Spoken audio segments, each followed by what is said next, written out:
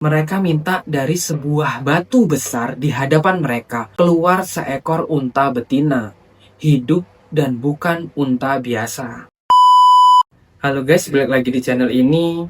Kalian sadar nggak sih, sejarah itu jarang banget runtuh tiba-tiba. Biasanya ada prosesnya, ada polanya, dan ada tanda-tandanya. Dan kali ini kita bakal bahas satu peradaban yang kuat banget.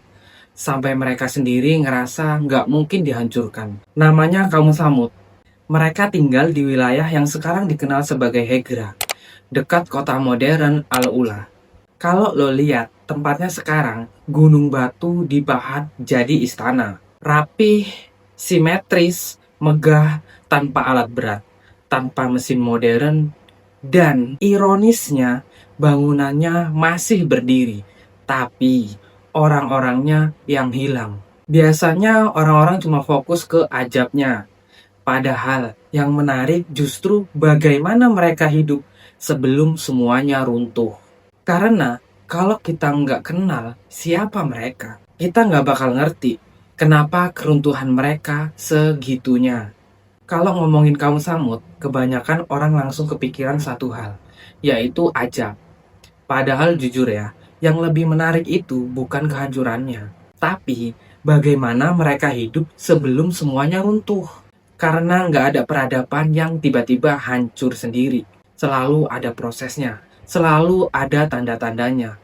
Dan Tsamud itu bukan kaum kecil yang hidup pas-pasan. Mereka kuat, terorganisir, punya kemampuan teknik yang bahkan di zaman itu bisa dibilang luar biasa. Mereka tinggal di wilayah yang sekarang dikenal sebagai Madain Saleh atau Al-Hijr di Arab Saudi. Batu-batu gunung mereka pahat, bukan cuma buat tempat berteduh, tapi buat rumah, buat simbol kekuatan, buat menunjukkan, lihat, kami nggak butuh siapa-siapa.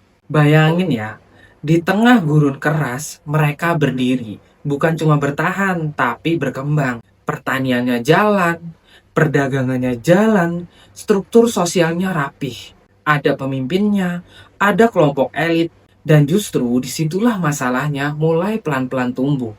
Karena ketika manusia mulai merasa stabil, biasanya rasa cukup berubah jadi rasa paling hebat. Dan kalau udah merasa paling hebat, pelan-pelan hati mulai keras. Nasihat terasa mengganggu, kebenaran jadi sesuatu yang gak nyaman didengar. Dan dari sinilah semuanya dimulai. Di titik inilah kehidupan kaum Tsamud terlihat sempurna. Mereka punya segalanya, kekuatan struktur, kekayaan, pengaruh, dan biasanya kalau manusia udah ngerasa punya semuanya, mereka nggak merasa butuh Tuhan lagi. Disinilah muncul satu nama, Nabi Saleh. Beliau ini bukan orang asing, bukan pendatang, bukan musuh dari luar. Beliau tumbuh bersama mereka. Bahasanya sama, lingkungannya juga sama, budayanya ya pasti juga sama. Dan justru itulah yang bikin pesan beliau terasa lebih mengganggu. Karena ketika kritik datang dari orang luar, kita bisa gampang nolak. Tapi kalau yang ngomong adalah orang dalam, itu lebih susah diterima. Nabi Saleh nggak datang bawa pedang, nggak datang bawa pasukan. Beliau ini cuma bilang satu hal sederhana. Berhenti menyembah selain Allah. Jangan sombong, jangan rusak. Kedengarannya simple buat kita, tapi buat kaum yang merasa sudah kuat, itu bukan nasihat, tapi sebuah ancaman. Sekarang bayangin suasananya deh. Seorang pria berdiri di tengah kaumnya sendiri, ngomong tentang kebenaran dan sebagian mulai gelisah. Bukan karena nggak ngerti, tapi karena mereka ngerti. Dan kalau mereka nurut, artinya mereka harus meruntuhkan ego, harus melepas status, harus mengakui selama ini mereka salah. Dan itu jauh lebih berat daripada sekedar membantah. Disinilah kaum Tsamud terbelah. Ada yang mulai percaya, diam-diam mendukung Nabi Saleh. Tapi yang berkuasa dan yang punya pengaruh, mereka mulai merasa posisi mereka terancam. Dan sejarah selalu punya pola yang sama. Yang merasa kehilangan kendali akan berusaha membungkam. Disinilah kaum Tsamud mulai cari cara buat jatuhin Nabi Saleh. Mereka nggak langsung nolak mentah-mentah. Mereka bilang, kalau kamu benar utusan Tuhan, kasih bukti dong.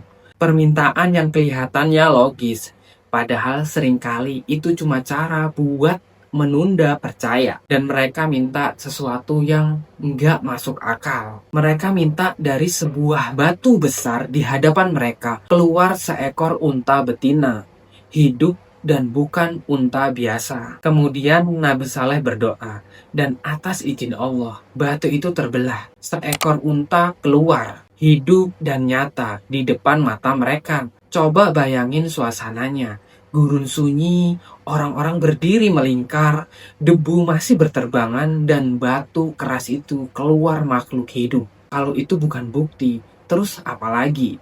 Tapi disinilah anehnya manusia. Ketika bukti datang, yang berubah bukan hati, tapi alasan. Unta itu bukan hanya jadi simbol, tapi itu jadi ujian. Nabi Saleh menyampaikan satu aturan sederhana. Biarkan unta ini hidup.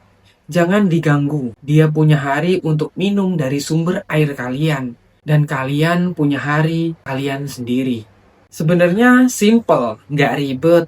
Tapi justru disitulah ego mereka terguncang. Karena sekarang ada satu makhluk yang keberadaannya setiap hari ngingetin mereka. Kalian pernah salah dan Tuhan yang benar. Dan itu nggak nyaman bagi mereka. Apalagi buat orang-orang berpengaruh yang nggak mau kehilangan wibawa. Sebagian orang mulai percaya. Tapi para elit ini mulai berbisik. Kalau unta ini terus dibiarin, pesan Saleh akan semakin kuat. Pengaruh mereka akan melemah. Dan sejarah lagi-lagi menunjukkan ketika kebenaran nggak bisa dibantah, cara terakhir yang dipilih manusia adalah menghancurkannya. Disinilah semua orang tahu unta itu bukan hewan biasa. Itu tanda mukjizat dan peringatan. Justru karena itulah unta jadi simbol yang mengganggu. Setiap kali ia datang ke sumber air, setiap kali orang-orang melihat ukurannya yang semakin besar, setiap kali anak-anak bertanya, ini unta dari batu itu kan? Itu seperti luka kecil yang terus diingatkan. Sebagian elit Samud mulai resah. Mereka nggak bisa membantah mukjizatnya. Mereka nggak bisa bilang itu tipu-tipu. Jadi apa yang mereka lakukan? Mereka cari cara supaya simbol itu hilang. Dan di malam harinya, mereka berkumpul bukan buat diskusi damai, tapi buat merencanakan sesuatu, yaitu mengakhiri unta milik Nabi Saleh. Bayangin, ini bukan tindakan spontan, bukan emosi sesaat, ini keputusan sadar. Mereka tahu itu tanda dari Tuhan. Dan mereka tetap memilih untuk melawan. Dan di antara mereka, ada satu nama yang disebut dalam riwayat sebagai orang yang paling celaka. Orang yang akhirnya mengayunkan pedangnya saat unta itu disembelih. Di sini bukan cuma satu hewan yang mati. Yang mati sebenarnya adalah peluang terakhir mereka untuk berubah. Nabi Saleh datang bukan dengan marah-marah ataupun berteriak. Beliau hanya mengatakan satu kalimat peringatan. Kalian bersenang-senanglah di rumah kalian selama 3 hari. 3 hari itu bukan ancaman kosong, tapi itu adalah hitungan mundur. Dan yang bikin merinding, mereka tetap tidak bertobat. Bukannya panik, bukannya menangis, sebagian justru menantang. Dan di sini ada satu hal yang kadang gak kita sadari. Ajab itu jarang datang tanpa aba-aba. Selalu ada fase, selalu ada ruang untuk balik arah. Tapi kalau hati sudah terlalu keras, peringatan terasa seperti angin lalu. Coba deh lo bayangin 3 hari itu bukan waktu yang sebentar. Tapi 3 hari cukup lama untuk kita berpikir sebenarnya. Dan menyadari kalau mereka itu salah. Tapi disitulah justru mental manusia diuji. Hari pertama konon wajah-wajah mereka mulai berubah warna. Dari yang biasa jadi kekuningan. Orang-orang mulai saling pandang, tapi masih aja ada yang ketawa. Masih ada yang bilang, kebetulan aja. Hari keduanya, warna itu makin jelas.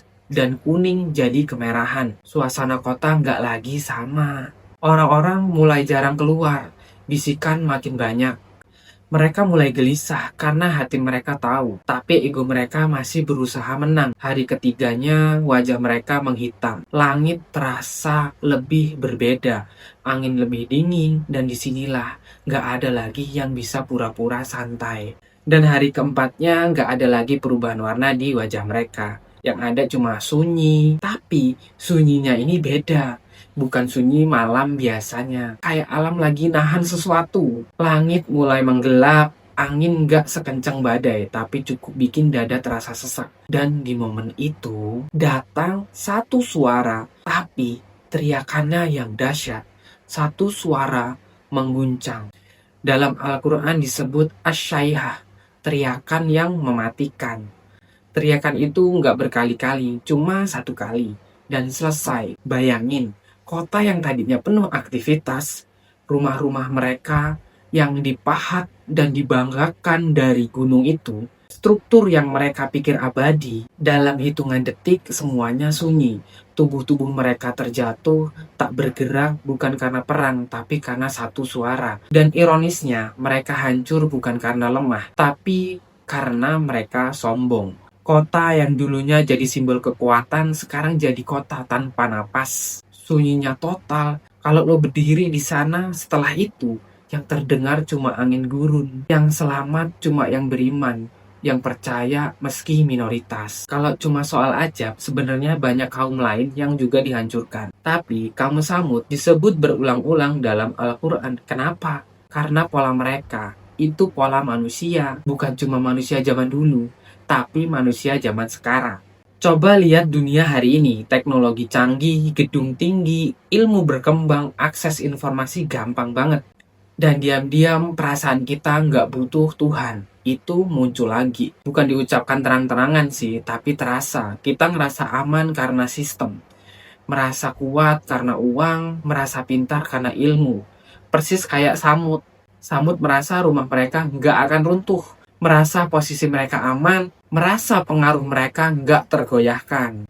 Dan mungkin kita nggak sadar kesombongan modern itu lebih halus. Kita nggak menyembah patung, tapi bisa jadi kita menyembah ego, menyembah status, menyembah validasi. Nabi Saleh datang ke kaumnya bukan buat merusak sistem. Beliau cuma bilang jangan sombong. Dan ternyata itu kalimat paling berat untuk diterima manusia. Karena selama semuanya berjalan baik, kita merasa nggak perlu koreksi. Dan biasanya peringatan itu datang kecil dulu, halus dulu, baru kalau diabaikan konsekuensinya jadi besar. Ini bukan soal kita akan diajak kayak Samud, tapi soal pola hati manusia. Kalau bukti sudah jelas, tapi kita tetap ngeyel. Kalau kesempatan sudah ada, tapi kita tetap menunda. Kalau peringatan sudah terasa, tapi kita tetap meremehkan. Itu Samud banget. Dan itu bisa kejadian di level pribadi, bukan cuma di level peradaban. Dan itulah sedikit kisah tentang kaum Samud di zaman Nabi Saleh. Subscribe kalau kalian suka, like kalau kalian ngerasa ini relate. Sampai ketemu di cerita berikutnya.